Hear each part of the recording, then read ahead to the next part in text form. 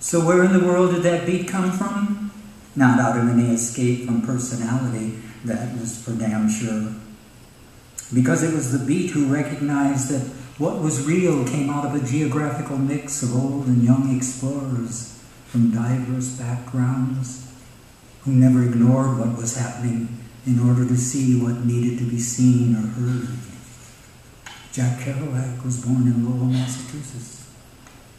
Lawrence Ferlinghetti in Yonkers, New York. Bob Kaufman in New Orleans. Michael McClure in Marysville, Kansas. William Burroughs in St. Louis.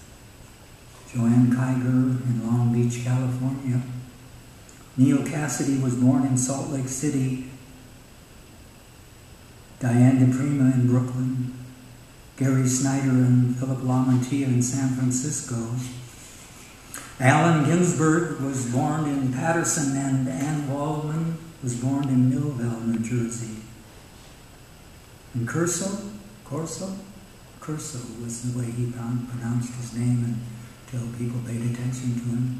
Gregory Corso was born above a Greenwich Village funeral parlor, but by the time they got to San Francisco, Beats and so many other writers and poets, along with every kind of dedicated observer and God only knows how many other lost souls, were circling around the last spew of McCarthyism, which they did to avoid the repetitious edges of square days and star-speckled nights until the bloody Korean War ended, and all kinds of espresso-blessed coffee houses became animated sanctuaries.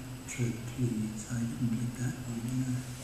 In which new ideas suddenly seemed wondrous but precarious.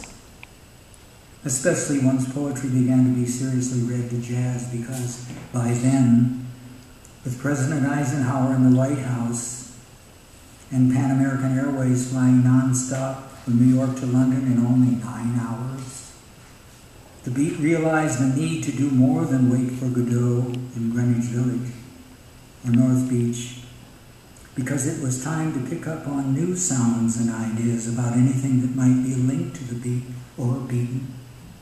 Because by then the Beat generation had become an existential persuasion that, at a very right time, said no.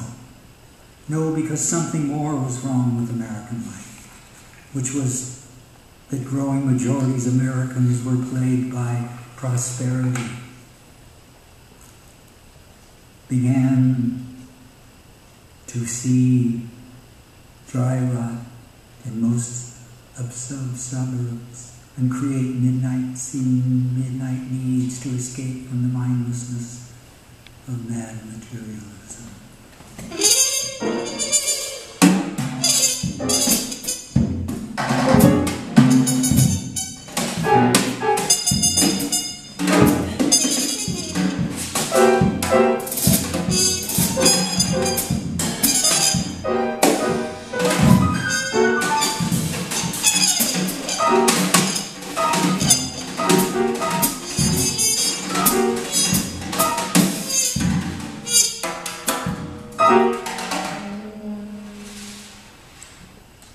Create a midnight need to escape from some lack of change, some weird reprieve.